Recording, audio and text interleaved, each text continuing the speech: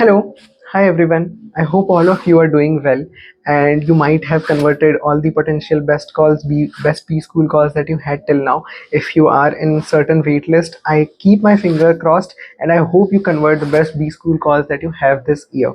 My name is Vaibhav Rati. I have been a consultant with Deloitte USI and I've been a student with the same rigor as you, and I have faced similar stress and situations over the last 1 year, and hence here I am to share my candid journey experiences so that it helps you make better value and life decisions if it can help you. Now, so far I have covered my interview experiences from all the colleges and even certain things about waitlist movement and what all things to expect before joining a B school. This video is also part of things to know or maybe mistakes to avoid before joining a B school. And I have also covered extensively about my consulting experience, the cases that went into the picture, how do you actually solve these cases properly. I have utilized this information and I have made a playlist out of it. So if you haven't checked already, please stay subscribed to my channel, check out these playlists for sure. Now coming back to the video, how do CV, certifications, and other things play into the picture, and what are the things you need to do before joining any B school, which will save you a potential amount of time in the B school? Because if you miss out on these things, trust me, you're gonna have nights where you're not going to sleep and you're just gonna maybe hassle around, play around with your managers or certain CV pointers which are not going to be approved. And as soon as you join the B school, after first month itself, companies start coming in for summer internship process. Yes, you have heard me right. And if you do not have a good CV pointer approved directly from your managers or from your previous school or organizations, then you'll be potentially missing out on these opportunities. Many of my friends actually missed out on these opportunities. So I do not want you to make this mistake as a junior. Please take my advices from what I've learned so far and make a note of it through a pen and paper. So usually every IIM or every top B school follow a same resume format where you first have to write about your work responsibilities, if you have had a work experience, your roles and responsibilities, and then achievements. Usually in your resume, this roles and responsibilities part holds the biggest value. Even if you are a person who has been in UG and is not having a particular work experience, but you have done certain live projects or internships or even certain PRs that you have from your college, you can write certain roles and responsibilities here after being approved from your placement preparation team or the placement team themselves. And you have to then mention your achievements from your work responsibilities that will go into here.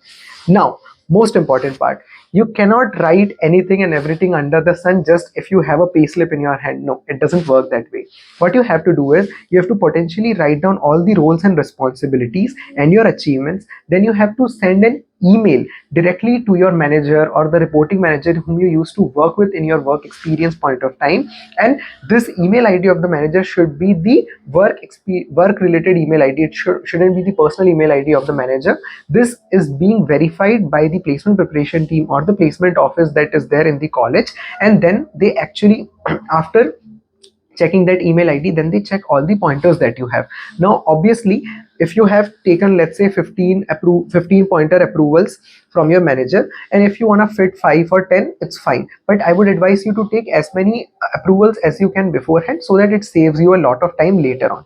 Also, you can change the prefixes, adjectives, you can reframe the sentences as well, but you can't reframe the actual numbers which are given to you directly by your managers. Suppose if you're a person who has maybe led a team of 50 people, or you have done certain work which led to 5,000 plus impression generations in marketing, or if you have maybe converted certain sales calls, or if in a consulting point of view, if you have worked for n number of hours which actually help client in potentially for $1 million project, all these numbers that come into the picture has to be verified by your manager.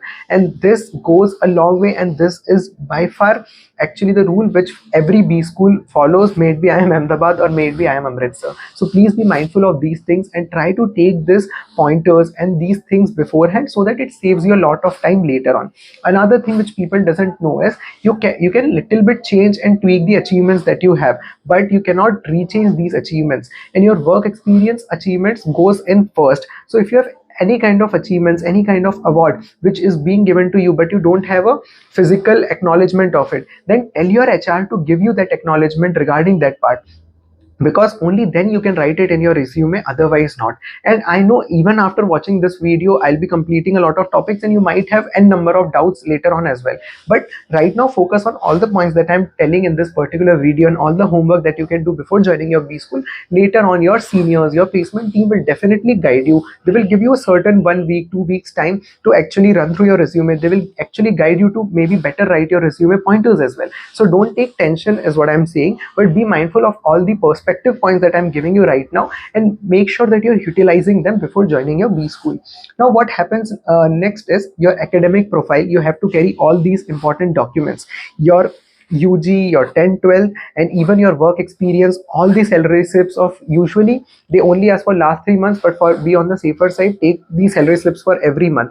And if you are a person who was a part of a family business, usually the situation is very dicey. So at every point of contact before joining the college, actually send mail to the admissions team or the admissions department and know what kind of documents are required beforehand, because once you go to the college and if you are failed to produce the documents that are required, then you have to potentially leave that college itself, and you do not want that on that particular D-Day, because then you'll be left with no other choice and option at that particular point of time. And many people face a lot of problems in family business related situations. I personally am not aware of it, so please don't ask me that in the comment section. I'm just giving you a perspective that something is there regarding the salary slips which you have to ask to your admissions team. After that you have to mention your academic achievements. Then comes the live projects, academic projects, and other internships. Now for every internship, every academic project that you undertake, you have to have a proper certification and acknowledgement. You need to have the point of contact at times who gave you this certification over your email for the verification. If verification is not done, trust me guys, nothing will be approved in your resume, and these things are taken very strictly in any IIM or any B school for that matter. So please do not miss out on these particular things. Take proper certifications beforehand when you go. If you have participated in certain case competitions, you can write about them as well. Then comes position of responsibility. Now one of the key important things which many people don't know is, in position of responsibilities part, your school, college, UG part you can write, but if you had any certain position of responsibility while you were working, usually 90% of the time that is not considered as a PR, because that is part of your work experience. For example, I in Deloitte, I was part of a lot of engagements. In consulting, we actually undertake voluntary work as well, social impact work as well, which is related to CSR or impact day opportunities. But many a times voluntary opportunities are not considered as PORs, even if you have led a team of maybe 50 plus people, like in my case. So what you need to understand is, these PORs will not directly go for your position of responsibilities, even if you have approval from your manager. So this is something which you need to be mindful of. But if you have any confusion, try to maybe email or reach out to the LinkedIn, to the placement team or the admission teams for the college which you are joining, and try to know from them. And definitely these seniors and the placement team will guide you further on that when the actual resume making timeline comes in. Now comes the extracurricular activities and other things, where you can write about all the co-curricular and extracurricular things that you have achieved in your life. But again, for everything which you write, you need to have a certification. And for every number that you mention, for example, I was a head boy in my school. I led students of 2000 plus students in my school, and I was a head boy, so I was also leading a house council of 20 plus team members. But I needed that approval from my principal and my certain senior teachers, and only then I was able to write that in my resume. So again, one last advice is, every number that is going to go in your resume will need a verification from your senior teachers and the potential POR heads that you have worked under. So make sure that you are taking these number based approval beforehand to avoid any last minute hassle. And for that you can again find a lot of videos like this, but more or less the perspectives will be similar. So please take a note of all these things. Please be mindful of all the documents. Make sure you are having photocopy of all the original documents that you are having, so that if you on the D-Day you have to submit anything, you don't have to rush to the photocopy shop, because if there is no photocopy shop, you will be in a panic mode, and then you have to revisit those academic offices again and again. So please be mindful of all these things. Now from my end, I'm going to just request you one thing. It's very hard for me to keep up with the YouTube videos, but I try my best to bring the best value addition that I can give to you based on my experiences. Please help me reach my subscriber count of 1000 plus, and help me reach my audience where I can find a similar audience who actually finds value in my content. So please share this content with people and friends which like this content. it can add value to the communities if you have been a part of certain preparation groups. This will go a long way for me, and I'll be with you even after this journey. We'll be talking more and meeting in the next videos regarding how to deal with the B school rigor, how to deal with the case competitions, and many more such things. So for that, stay tuned, stay subscribed, stay calm, and in all this chaos, I hope and wish that you try to find your peace. And there are certain MBA specializations and B school which are just waiting for you to happen. So until then, take care. Bye bye.